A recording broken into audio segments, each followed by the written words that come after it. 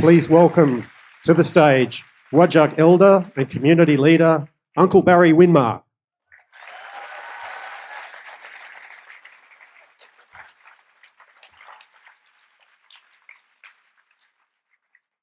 Maman jana gana whoopin ye, whoopin ala buja ye, nala nunga buja ye.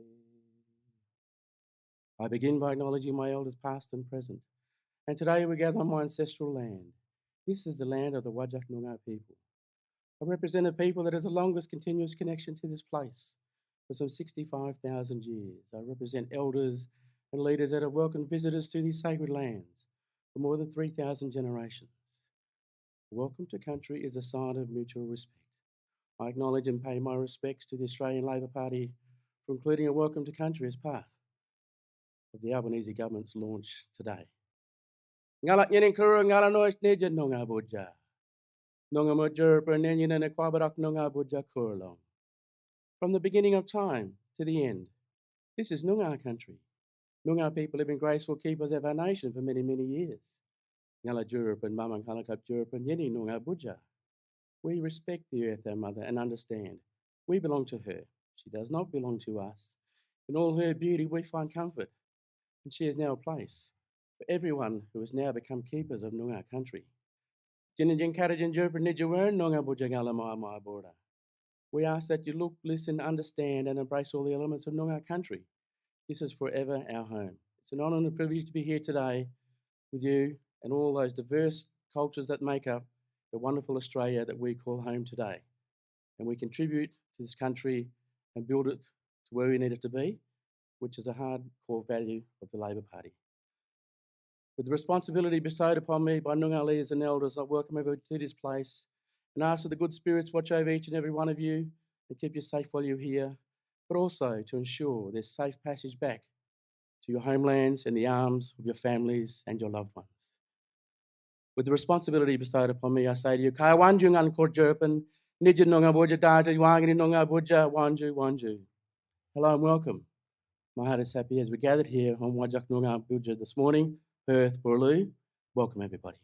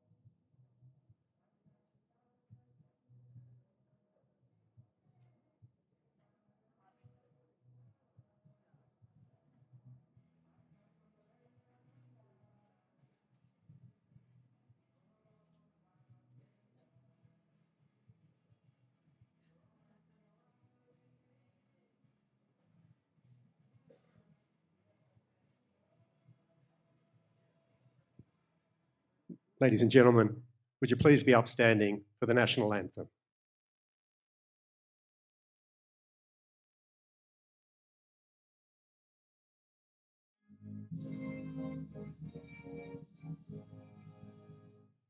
Australians, all let us rejoice, for we are one and free.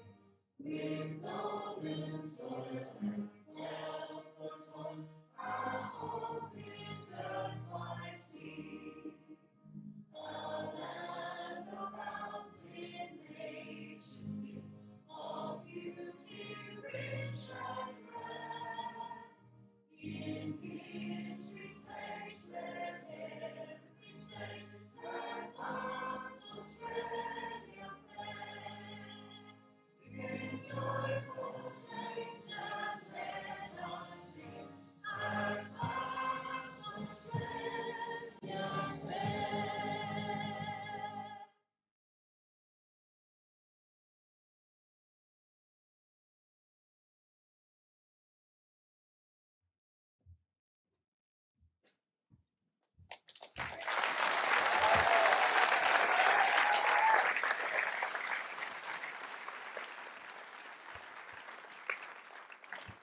Well, good morning, everyone, and thank you so much, Uncle Barry, for that very warm welcome to Wajak Noongar Boodja. I'm delighted to welcome you all to Western Australia, to a city and a state that have played such an important part in our great Labor story. Now, I'd like you all to indulge me for a moment and think about your story.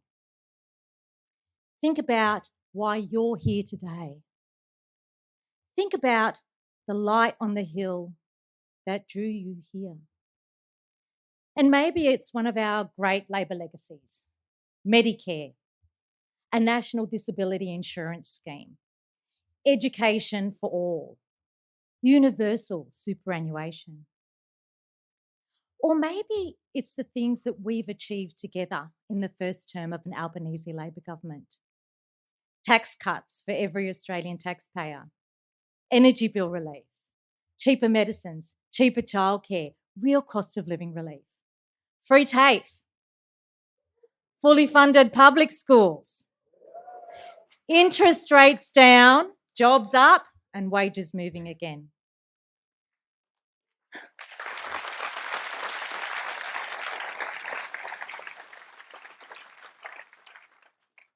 Or, maybe it's the story of a struggling single mother, or the story of the son of a single mum who grew up in public housing. The Labor Party is built on your stories. It's built on the stories of opportunity and of hard work and of aspiration. But these aren't just stories. They're actually powerful realities, because we all know that when Labor governments are elected, lives are changed for the better.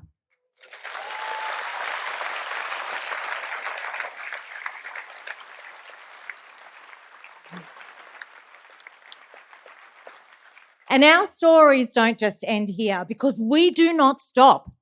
Guys, we're a movement, and that means momentum. Momentum to build a better future for all Australians. Now, you know what a Labor government has achieved in just one term. Now imagine what we can do in a second.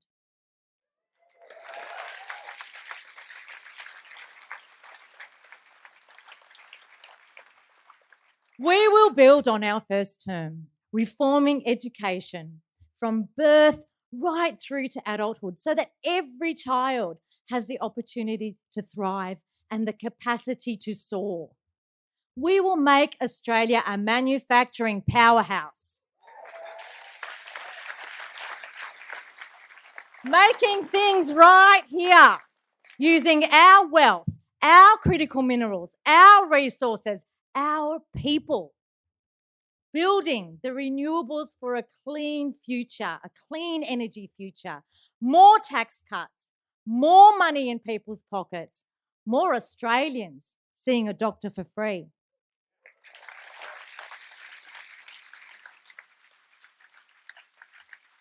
More people in employment and education, a more skilled workforce to meet the demands of our growing economy, and continuing our steady hand and steadfast commitment to Australia's national interests, both within our region and around the world. A country that bows to no one and looks down on no one.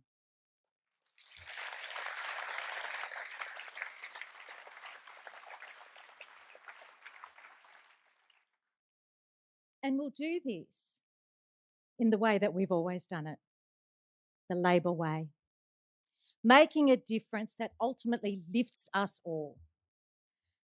But friends, none of this happens on its own. Every Labor member, every volunteer, every union member, everyone who has ever picked up a phone, knocked on a door, or handed out a how to vote card. We stand on your shoulders. And we need more of you out there, making those calls, knocking on those doors, having those conversations, one by one, changing those minds, letting people know that the best representative they can have in Parliament is a Labor representative. Whether that's Zanita, or Tracy or Sam or Trish or Tanya or any other of the wonderful Labor candidates we've got right across this great country. Because, friends, we are stronger together and we are better together. And for that, our nation is better.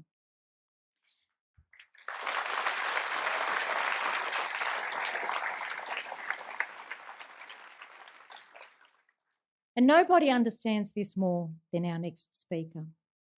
Friends, it is my absolute pleasure to welcome to the stage our Deputy Prime Minister, the Honourable Richard Marles.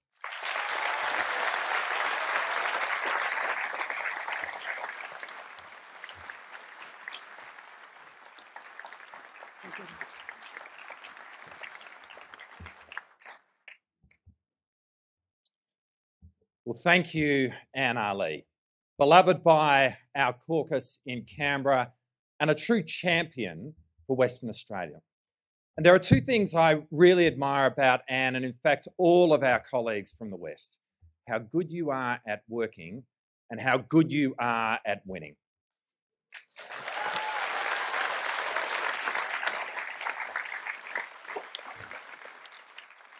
Can I thank you, Uncle Barry, for your wonderful welcome to country. And I also today acknowledge the traditional owners of these lands.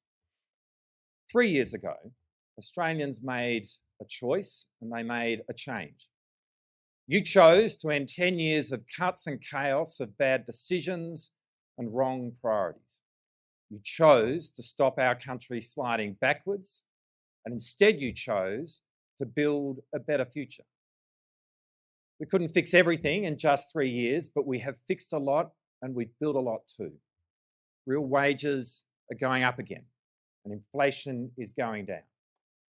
Jobs are being created and taxes are being cut. We've made childcare cheaper and medicines as well. We've saved Medicare from the Liberals' wreck and ruin. We've built 87 urgent care clinics and we're building 50 more. We fully funded public schools, delivered fee-free TAFE, and now we're cutting HECS debts by 20%. And that's just some of it in just 3 years.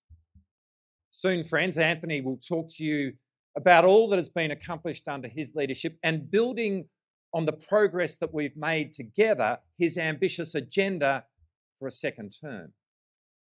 Because while there is a lot to be proud of, there is still a lot left to do and to build. And there is so much that we must protect. All of that progress is at risk in this election. It could all be lost in less than 3 weeks. Which is why you see Anthony and his team working tirelessly every day of this campaign in every corner of the country. Because we know that to serve in government is a special privilege and we do not take it for granted. That's why Anthony spent the first Monday of this campaign right here in Western Australia, his 30th visit in just 3 years, talking about his plans to strengthen hospitals and Medicare. Peter Dutton, well, he spent the first Monday somewhere else, talking about something else. And he was on radio telling everyone that when he becomes Prime Minister, he really wants to live in a mansion on Sydney Harbour, which, remember, is exactly where he was at a Liberal fundraiser when a cyclone was barrelling towards his home state of Queensland. Anthony was actually there in Brisbane with Defence Force personnel serving the community. Peter Dutton was on Sydney Harbour serving himself. And on that first Monday of the campaign, Albo was right here, delivering for WA, while Peter Dutton was dreaming of his new digs. Now, I think that sums up the difference in character between these two men. Anthony Albanese, who understands the power of his office and how he can use it to help Australians, and Peter Dutton, thinking about the perks of the office and what he can do with it to help himself. Now, you might think that starting an election campaign by announcing which mansion you'd prefer to live in is the height of arrogance. And you might also think that doing it in the very same week you're ending working from home is just so out of touch. And to be sure, you'd be right. But this is Peter Dutton. It's the same attitude he had when he was Tony Abbott's health minister in the last Liberal government. That is the one job he's had in his life that he conveniently forgets to mention on the campaign trail. But we have not forgotten, and Australians have not forgotten. They have not forgotten how he tried to cut $50 billion from public hospitals and bring in a GP tax, or how he froze the Medicare rebate, pushed bulk billing rates off a cliff, and brought Medicare to its knees. That's why doctors voted him the worst health minister in 40 years. And when Peter Dutton made those cuts, they had real consequences for millions of Australians. Every time you went to the GP, every time your Medicare card covered a little less of the bill, you were paying the cost of Peter Dutton. But Peter Dutton as health minister will look like a fairy tale compared to Peter Dutton as Prime Minister.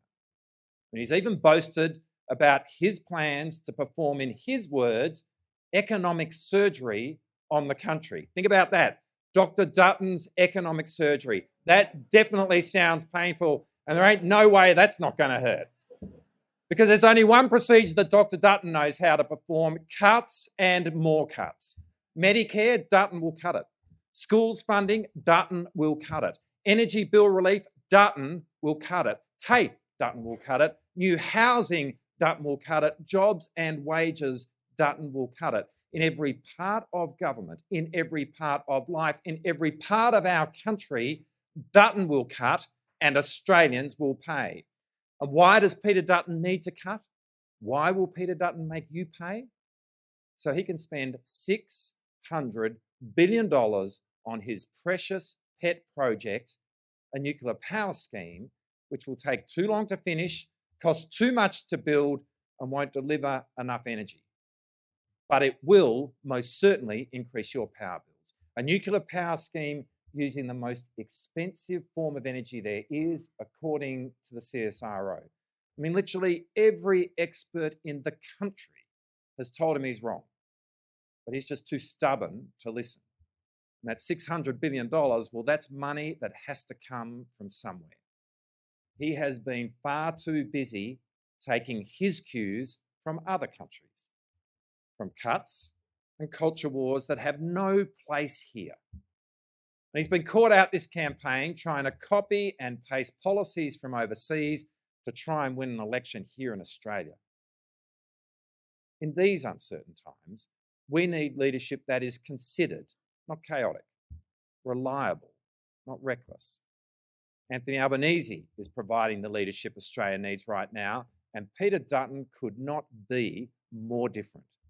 And whether it's his nuclear power scheme, or his deep cuts to health and education to pay for it, or his plans for mass sackings, or his promise of higher taxes, or his working from home ban, Peter Dutton is just too out of touch and too untrustworthy, too arrogant and too extreme, too reckless and too risky to be the Prime Minister of our great country.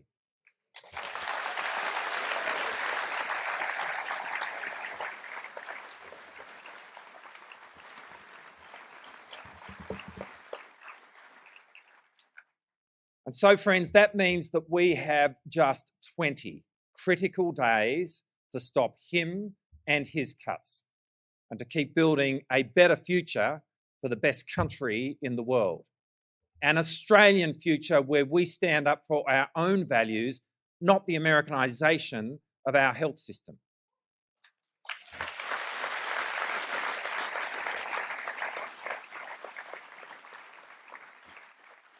Australia is a great country. We don't need to borrow our ideas, and we don't need to borrow our slogans either. There is just one man who can stop Peter Dutton's cuts and build that future for us all. And to introduce him, please welcome someone who knows a lot about building and a lot about winning, our Labor Premier for Western Australia, Roger Cook.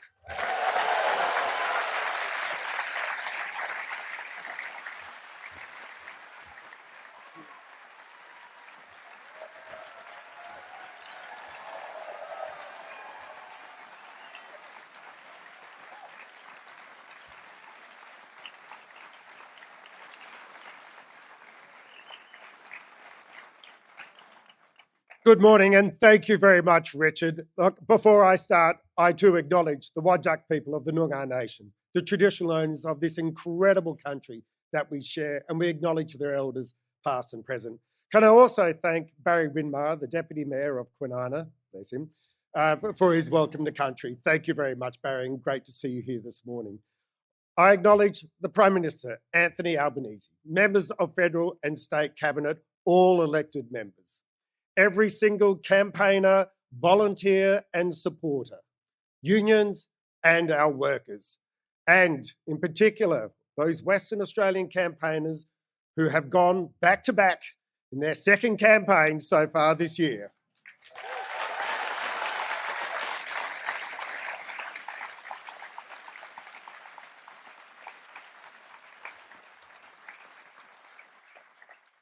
Now, around 3 years ago, Anthony Albanese and the federal Labor team convened here in Perth to launch their campaign. And to be honest, he's barely been away ever since. He comes back to WA every other week, or so it seems. He brought cabinet to the mighty Pilbara, where so much of the nation's wealth is generated. He brought cabinet to Perth, the fastest growing city in Australia. He's even used a rare opportunity to bring Jodie for a holiday in the Kimberley. Across more than 30 visits, he's been to the suburbs, the towns, the businesses that make this state tick. And why wouldn't he? Several weeks after the fateful campaign launch of 2022, the first ever in this state, the Western Australian community helped propel federal Labor to an historic election victory.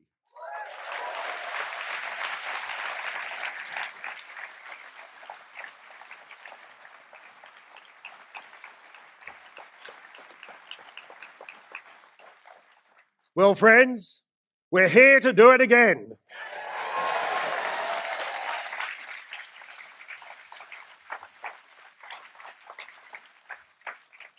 Now, Albo is a friend of WA's, but importantly, he's not been a fair weather friend. No other Prime Minister in recent history has invested as much in building their relationship with Western Australia than Albo. And that's not easy, especially when so much of federal politics takes place in the eastern states. It's a bit like the NRL, really. But Anthony Albanese has bucked the trend.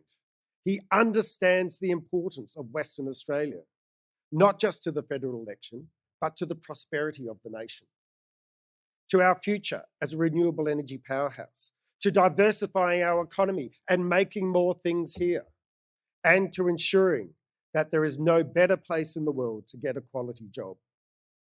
Albo is about the next generation, not the next news cycle. I want to take a moment just to revisit the era of the Liberal government, because it was not that long ago. It was not that long ago that many of our international relationships were in tatters. The Liberals shed friends faster than Elon Musk. And this affected more than our reputation. It affected our economy. They dithered on defence plans for nearly a decade and famously upset the French of all people.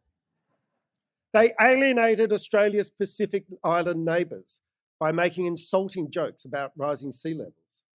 They abandoned diplomacy with our top trading partner, China, in favour of aggressive rhetoric.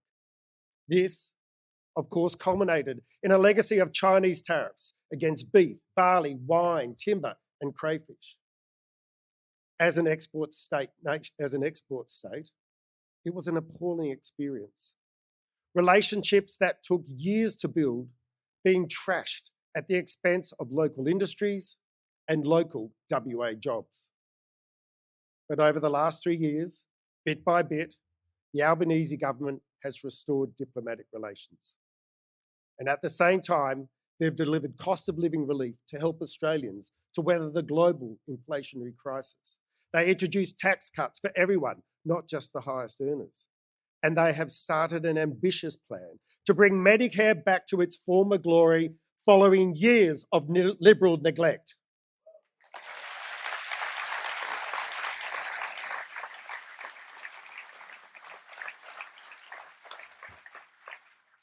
What's more, we now have a path forward for our defence, with WA at the forefront of these plans.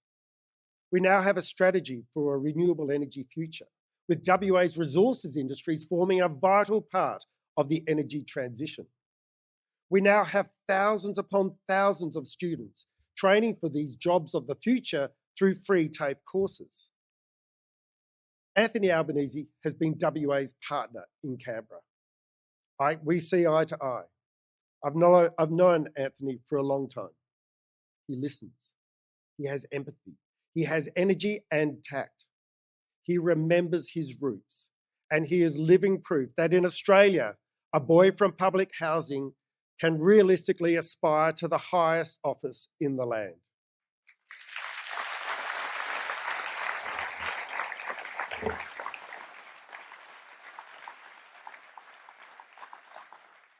But most importantly, he has an actual vision for this country that we all love and call home. So I implore all of you here today to spread the word. If you want to keep building a strong, diversified economy, vote Labor. If you want to keep renewable energy future, vote Labor. If you want to keep building more homes, vote Labor.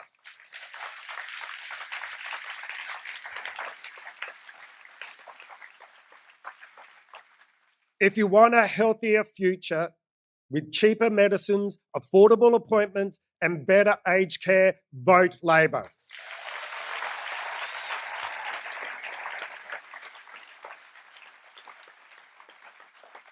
And if you want to make more things here, vote Labor.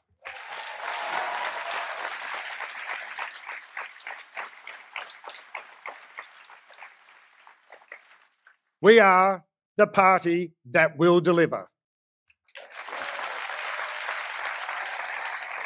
Australians deserve a Prime Minister who shows up, who takes responsibility and who works with people. And that's what we got, starting by raising the minimum wage. People who are on the minimum wage are the heroes who saw us through the pandemic. These workers deserve more than our thanks. They deserve a pay rise, and today they've got it. We turned the Secure Jobs Better Pay Bill into law and closed the loopholes with same job, same pay. We also passed our emissions reductions targets into law because we support renewables. In just one term, we're already at 46%. We're bringing down the cost of medicines, saving Australians $200 million a year, and giving even more cost of living help, energy bill relief, reduced HECS debt, and tax cuts for every taxpayer. We made the biggest advancement in Medicare since Medicare. Where you only need your Medicare card, not your credit card, is what Medicare Urgent Care Clinics are all about. We've been repairing Australia's relationships. We've rebuilt strong ties with our nearest neighbours by taking real action on climate change and strengthened our relations in the Indo-Pacific so we are more resilient and less reliant on individual markets. And we are delivering a future made in Australia, free TAFE and practical support for our manufacturing industries. We want to make sure that there's a fifth and a sixth and a seventh generation steelmaker here in Whyalla. This first term has been about building strong foundations, and we know they're strong because despite global instability, the Australian economy is turning a corner. We've halved inflation, created 1 million new jobs, and paid down Liberal debt, and interest rates are heading down. Strong foundations, steady leadership, and a clear vision. That's how we are building Australia's future.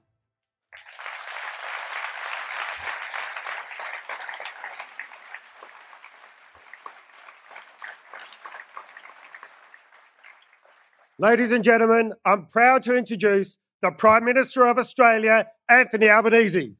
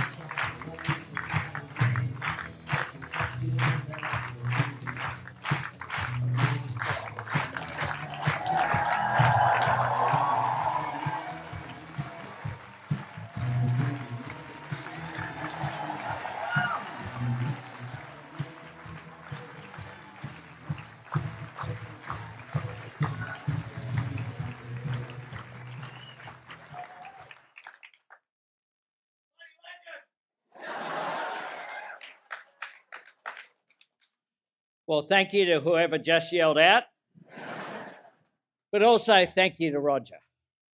You are a great Labor Premier and a very true friend.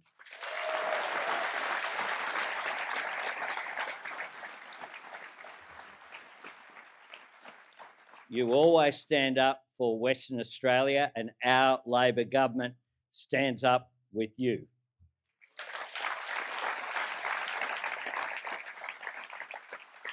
I begin by acknowledging the traditional owners of the land on which we meet, and I pay my respect to elders, past, present, and emerging.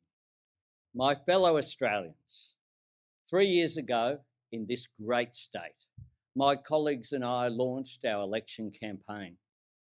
We asked the people of Australia to honour us with the responsibility of serving as their government and to join us in the work of building a better future. 3 years ago, Australians chose Labor to end the decade of denial and delay on climate change and embrace the opportunities of renewable energy, to reject the insult of wages being kept deliberately low and build an economy that rewards people for their hard work, and to stop treating equality for women as an afterthought or a curiosity and make it an economic and social priority. Australians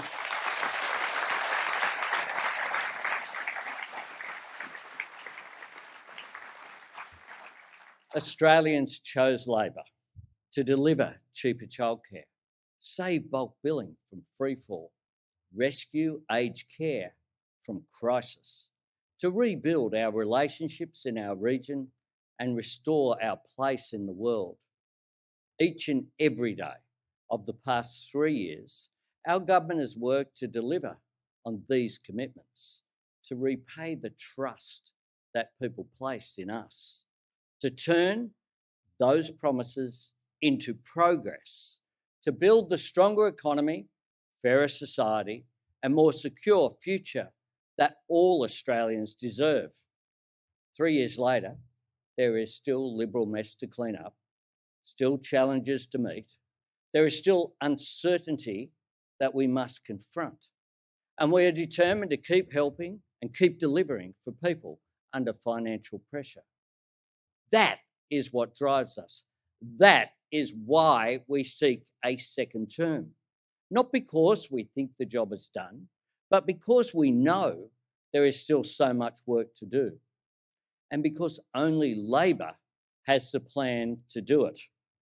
My fellow Australians, at this election, we are asking for the opportunity to keep building, to reward your hard work, to open the doors of opportunity for the next generation and widen them, and to give new life and meaning to our values of fairness, aspiration, and opportunity for all, to keep building on everything that makes this nation the best country in the world.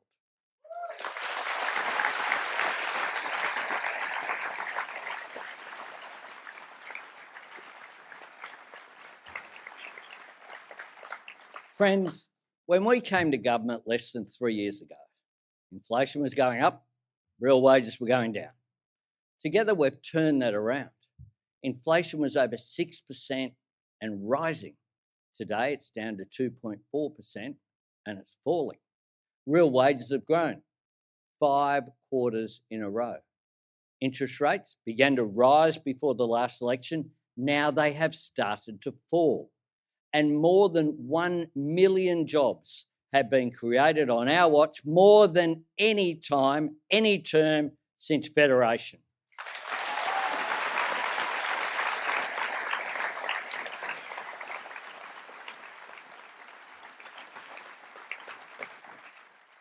The story of our government is how we got here, the way we came through a global storm, because we refused to sacrifice people's jobs. We refused to cut the services Australians rely on and the wages they earn.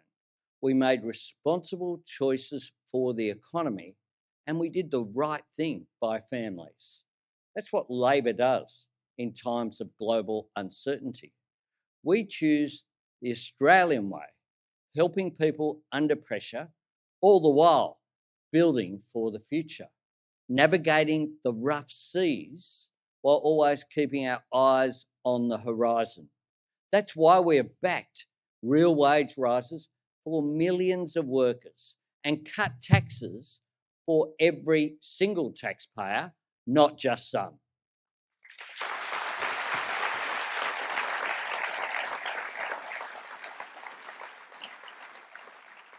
So Australians can earn more and keep more of what they earn.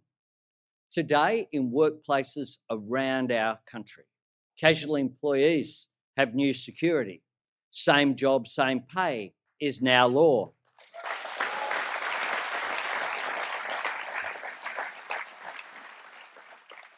Under Labor, people have the flexibility to work from home.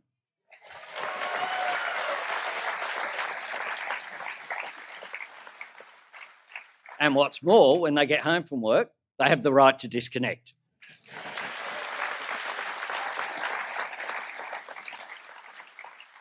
Women's economic participation has reached record highs and the gender pay gap is at historic lows. We've expanded paid parental leave and added superannuation to it. And we have established 10 days paid family and domestic violence leave.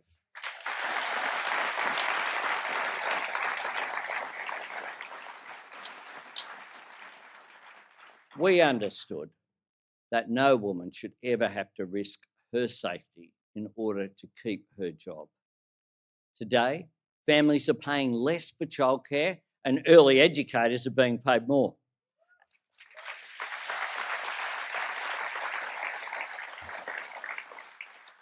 And under Labor, bulk billing is on the way back.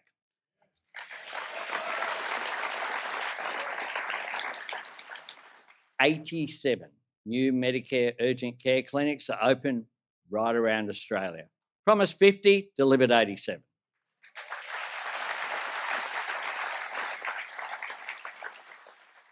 What's more than 1.3 million Australians, about a third of them under the age of 15, have visited them. Mums and dads able to take their child to see a doctor close to home, and all they need is their Medicare card. And we will open another 50 clinics, including another 6 right here in WA.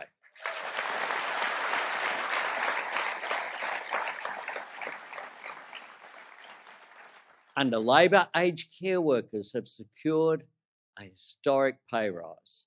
And there is a registered nurse in aged care 99% of the time.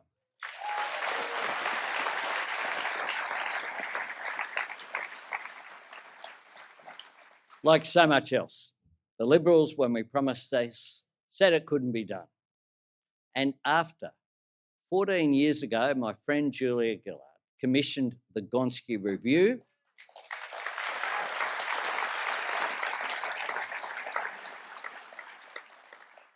setting the national standard for every Australian child in every Australian school to get the best education, not just for themselves, but for what that contributes to the nation. We have signed up every single state and territory to deliver the funding and reform to reach that goal.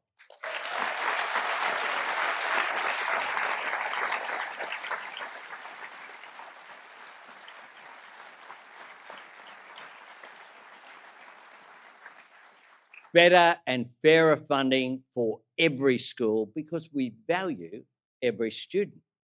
Under Labor, public TAFE is back at the centre of vocational education, helping 600,000 Australians train or retrain for free.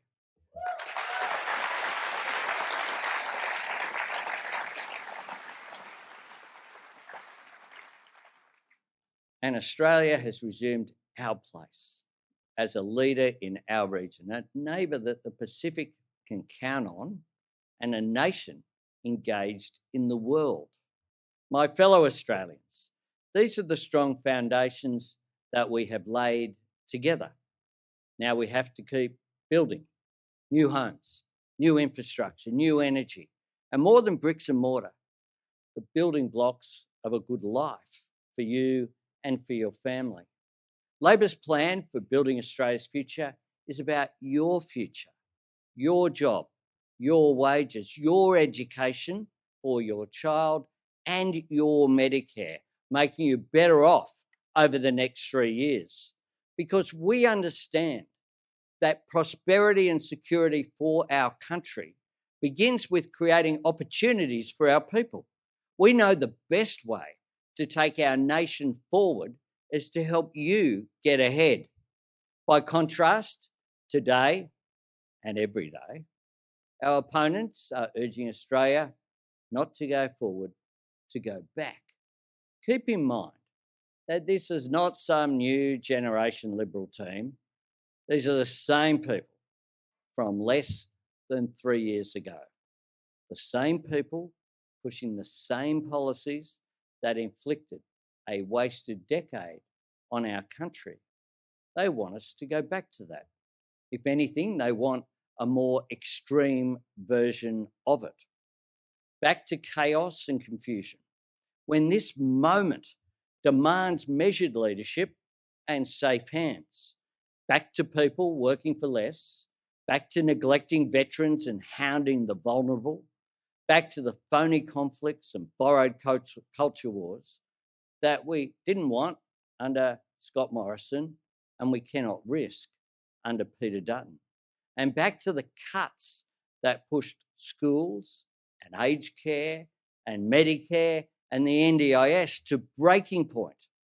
Amidst all the noise of the Liberals' campaign, this much is clear. They have not learned, and Peter Dutton will never change.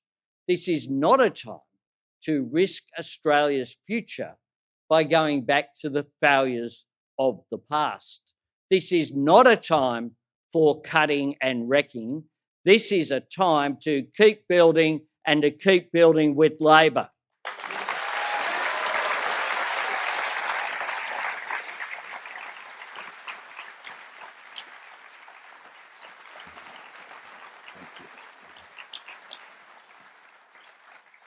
Over the past 3 years, the world has thrown a lot at Australia. The worst global inflation since the 1980s, the biggest global energy crisis since the 70s, conflict overseas, strategic competition in our region, natural disasters here at home, and even in the course of this campaign, new global economic uncertainty. Now, we cannot control or predict what challenges we will face, but we can determine how we respond. On the 3rd of May, this choice belongs to every Australian. Your vote may not change the world Australia has to deal with, but your vote will decide how Australia deals with the world. Right now, the Liberal and Labor campaigns are on either side of this mighty continent. And at this election, our ambitions, our agendas, our plans for the future are a world apart. The Liberals want a copy from overseas. Labor stands up for Australia.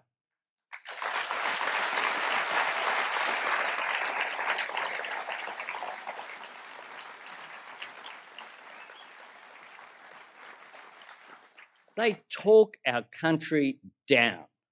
We build Australians up. We're optimistic about our nation. They just constantly talk us down.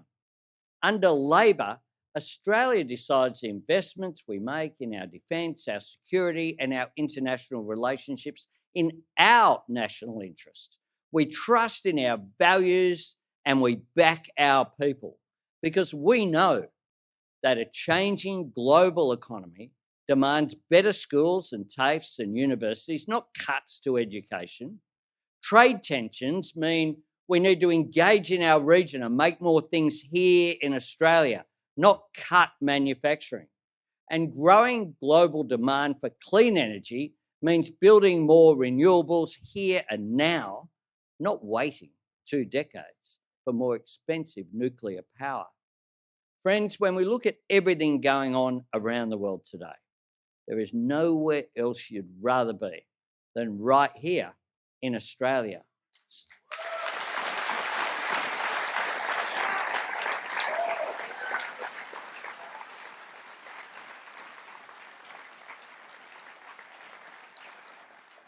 That is why I ask, why on earth would we try to mimic anywhere else? We don't want a wages system where people have to rely on tips to make ends meet. We don't want Australian students burdened by a lifetime of debt. And we never, ever, ever want an American-style health system in this country.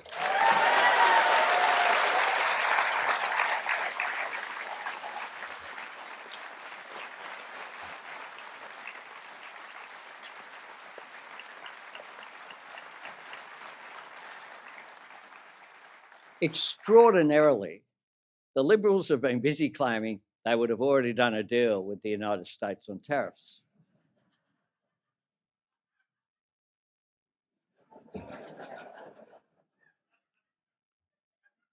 Labor stood up for Australian farmers and producers, and we've made it clear that our pharmaceutical benefit scheme is not up for negotiation.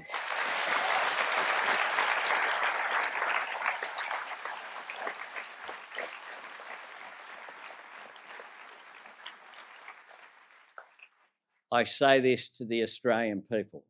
As Prime Minister, Australia's health system, every bit of it, is not some bargaining chip. It's not a commodity. It is part of our identity. This card is green and gold for a reason.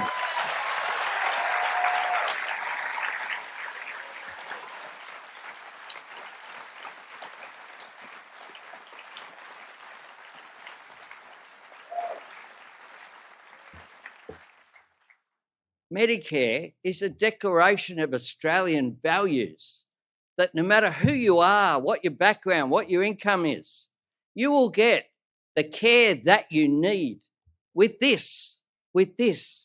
And that doesn't happen all around the world. We cannot take it for granted.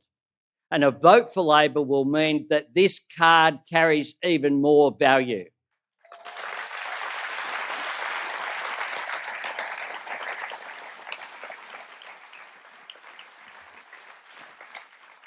Labor is the party of Medicare. We created it and we will strengthen it with the biggest investment in bulk billing in Australian history, better funding for every hospital, new progress in women's health, 31 new and upgraded Medicare mental health centres, 50 more Medicare Urgent Care Clinics, thousands more GPs, thousands more nurses and thousands more midwives, and millions of Australians in every part of our country who will be able to see a doctor for free.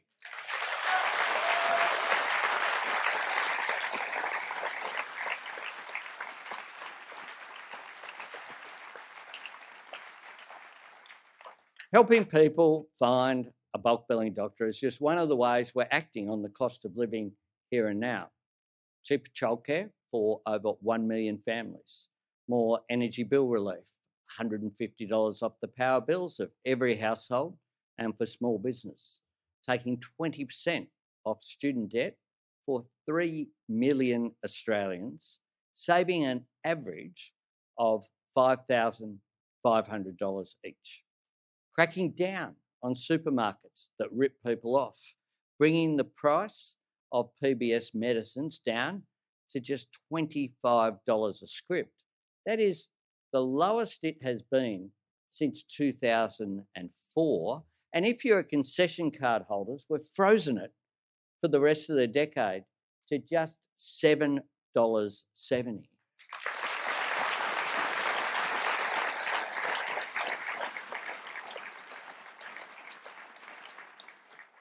Back-to-back increases in rent assistance, and something I'm really proud of, expanding the single parenting payment.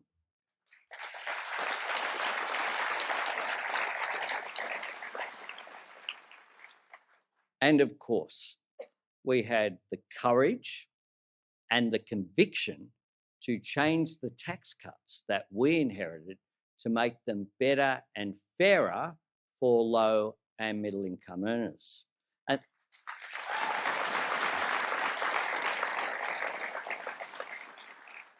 And this wasn't a one-off. It doesn't just disappear.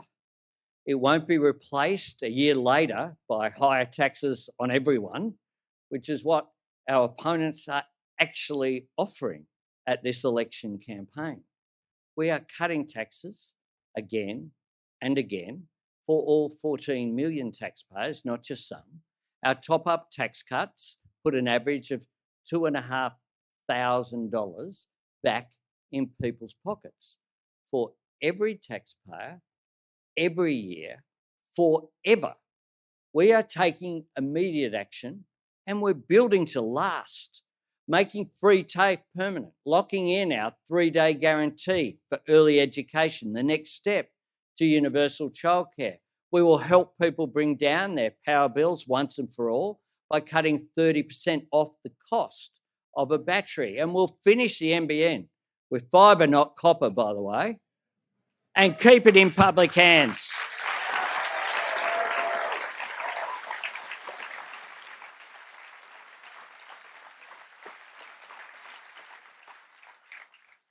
Let's be clear. At this election, the Liberals and the Nationals are actually promising to legislate a permanent increase in income tax for all 14 million Australians. We are always looking for ways to make the tax system work better for working people.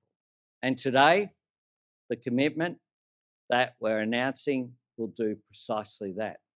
Today, I announced that a re-elected Labor government will create a new $1,000 instant tax deduction.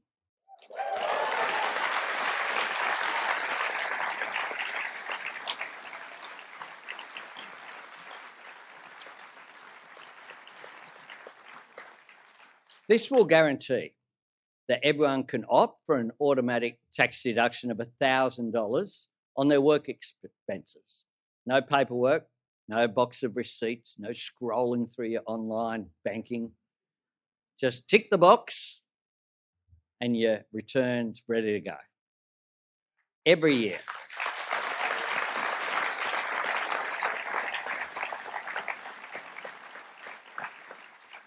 Every year, millions of people who work part-time or work from home or don't have an accountant to navigate the tax system for them, they miss out on claiming deductions they're entitled to, and they pay more tax than they should.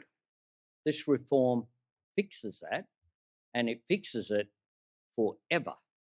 It takes away the hassle of tracking your expenses, especially if you work from home, and it gives you back more of your own money faster.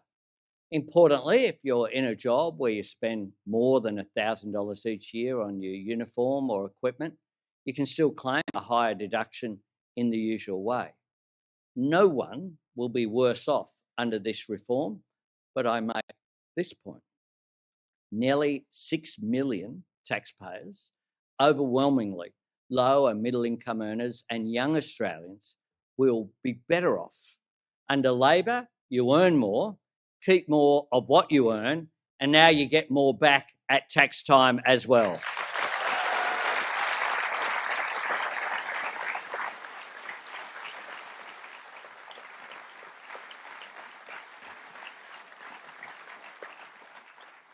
Friends, Labor stands up for Australian values, and we're backing the great Australian dream.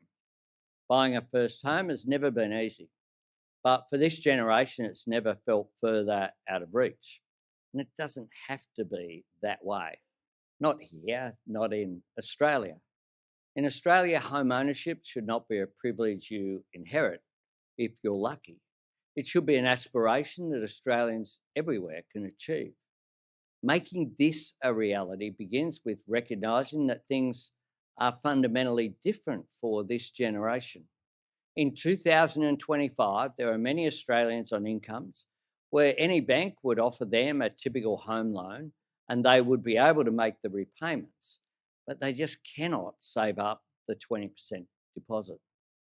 These are young Australians who are stranded just below the first rung on the property ladder. Working hard, making sacrifices, but watching in frustration as house prices rise faster than they can save. That saps your confidence in yourself, but also in the system. And at the moment, if you can't get that 20% deposit, the only other option you have is to pay $20,000 or more in mortgage insurance. The only thing that buys you is higher repayments down the track. Now, this is no kind of choice at all, and our Labor government is going to fix it. Today, I announce that under a Labor government, you'll be able to buy your first home with just a 5% deposit.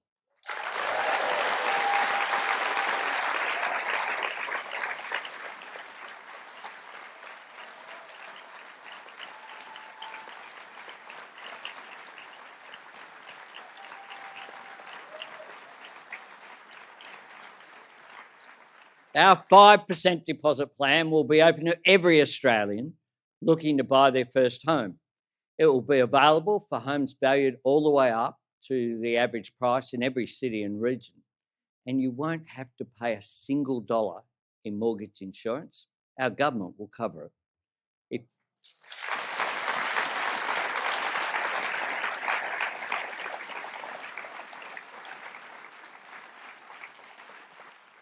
If you're looking to buy your first home, Labor's got your back. And if you want to know the difference this will make, think about this. The median price of a home in Australia is around about $820,000. 5% of that is $41,000. The last time that $41,000 was enough for a deposit was more than 2 decades ago, way back in 2002. This is a generational change that will empower a new generation of first home buyers. In every city and region, this will make home ownership easier. It will take years off the time it takes to get together a deposit. So instead of trying to save while your rent pays someone else's loan, you're paying off your own mortgage in the security of your own home. You have the strong foundation to start a family and build a good life in a community that you love. Friends, Labor supports renters. Of course we do. But unlike the Greens political party, we don't think people should have to rent forever. And unlike the Liberals, we don't think young Australians should have to sacrifice their superannuation to buy their first home.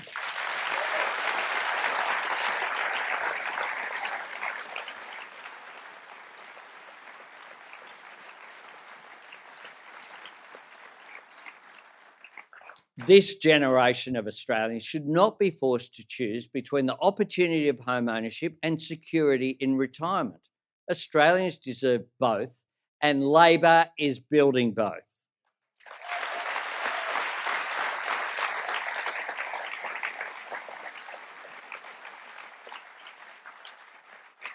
Australia's housing crisis has been a generation in the making, compounded by a decade of Liberal neglect. For half of their time in government, can you believe, they didn't even bother to have a housing minister. The Liberals dug Australia into a hole on housing. Under Labor, we are building our way out because we know supply is the key. Unless you have policies that boost supply, all you are doing is increasing costs. It's that simple. And that's why, to reach our goal of 1.2 million new homes by the end of the decade, we're training more tradies and apprentices with free TAFE and incentives to go into construction. We're building more public housing. We're building more affordable housing. We're building more homes in remote communities. And through build to rent, we are building more private rentals. And today, we keep building. Today, I announced that Labor will invest $10 billion to build 100,000 new homes reserved for first home buyers only.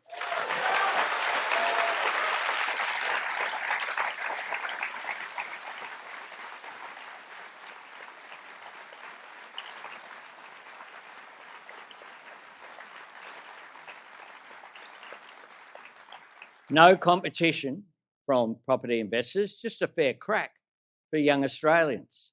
We've seen this work in South Australia.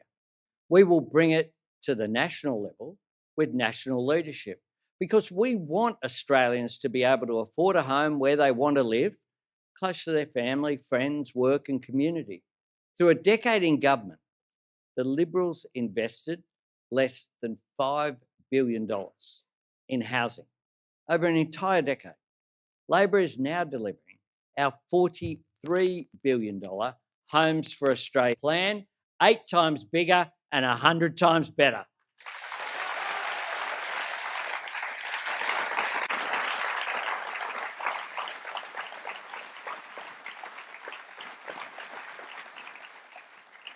This is the biggest home building program since the post-war housing boom.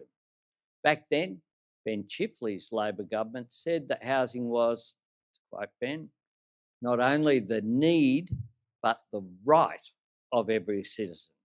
That was Labor's mission then, and it is Labor's mission now. Because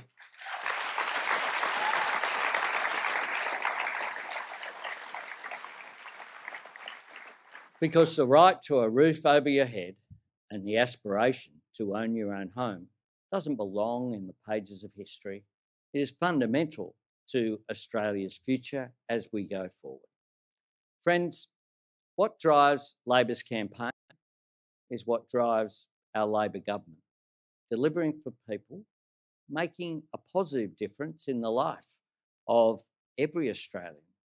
Meanwhile, the Liberals have spent this campaign talking about abolishing everything from the Department of Education, the Department of Health, sacking public servants, banning work from home. My opponent is happy to talk about measuring up the curtains at Kirribilli House. But there is something he very rarely talks about, the N-word, the cost of his nuclear scheme, and the cuts he will make to pay for it.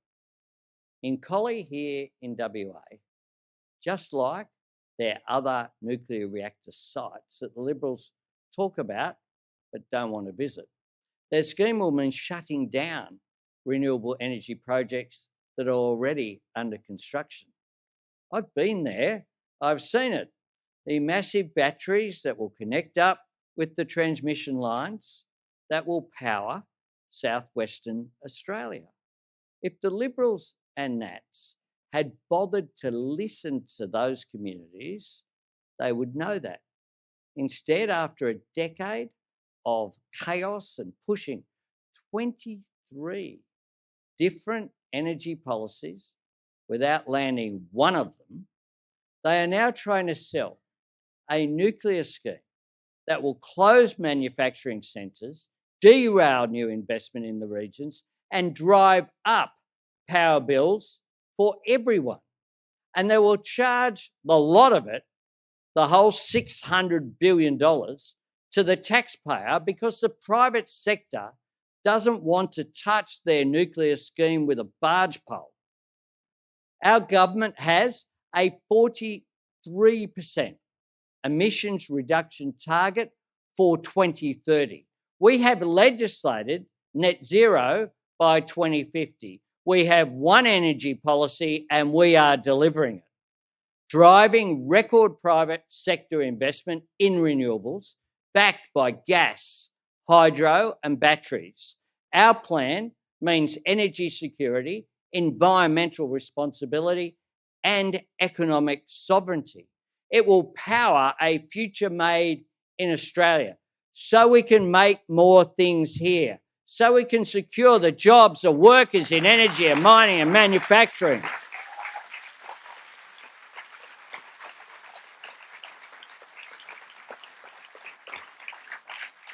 Our plan will bring the next generation of good jobs to people and communities in every part of our country.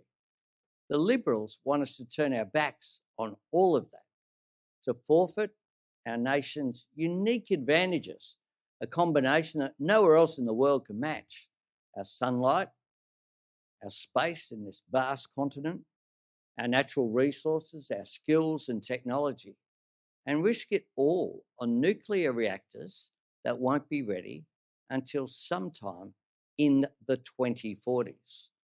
The private sector can already see that nuclear doesn't stack up here, which is why the Liberals will send the bill, all $600 billion of it, to the people of Australia.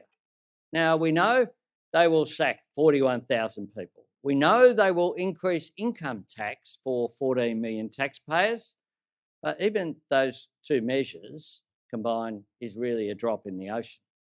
$600 billion represents more than 18 years of Medicare or 20 years of schools funding. That money has to come from somewhere. And never forget the last time a Liberal opposition leader promised no cuts to education and no cuts to health. They ripped $30 billion out of schools, and Peter Dutton himself ripped $50 billion out of hospitals and tried to abolish bulk billing altogether.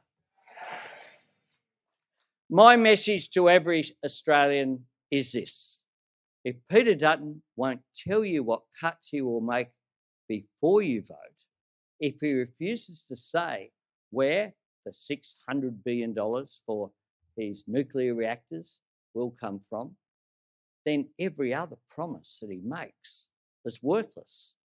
There is only one way to protect schools, protect TAFE, protect hospitals, and protect Medicare from the Liberals' cuts. Vote for a majority Labor government on the 3rd of May.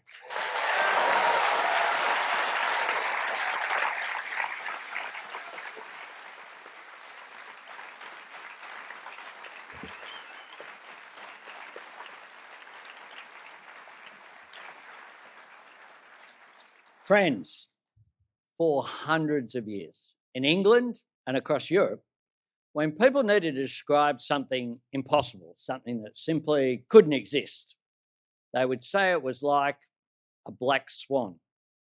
The rest of the world was certain that there was no such thing as a black swan until Europeans sailed up that river just out there and saw them by the thousands. Today, the black swan is the proud symbol of Western Australia. And that is the story of Australia.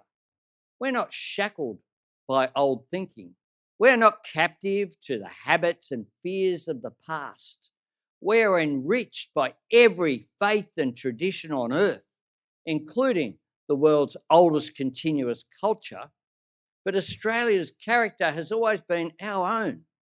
We have the courage and the strength to choose our own way, to build the future we want based on the values that we cherish. Because Australia didn't copy the idea of a decent minimum wage from anywhere else in the world. We created it here.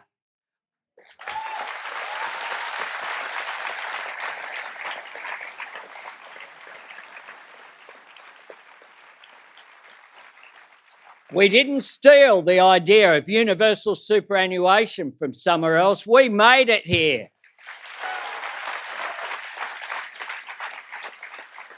We didn't wait on other countries to strengthen our democracy by ensuring women could vote in elections and stand for parliament. We led the world.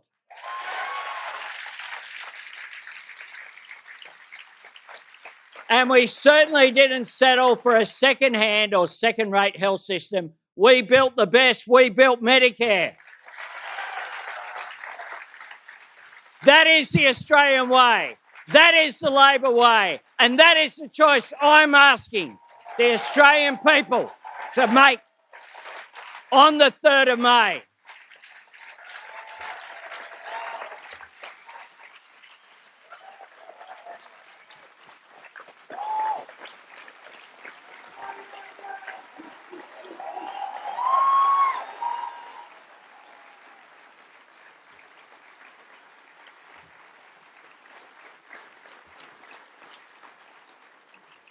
Friends, Labor's vision for this great country, our plan to build Australia's future, isn't about borrowing ideologies or copying policies from anywhere else or anyone else. It's about building on what has always been our nation's greatest strength, the Australian people, their effort and talent, their creativity and genius, their love of this country, their faith in the fair go. Everything that brings us together as Australians and sets us apart from the world. That's why I'm asking Australians to vote Labor on the 3rd of May so we can keep building a future that is true to our values and worthy of our people, where no one is denied the chance to be their best. No one left to face uncertainty alone. No one cut off from the opportunities that lie ahead. No one held back and no one left behind. Every one of us building Australia's future together.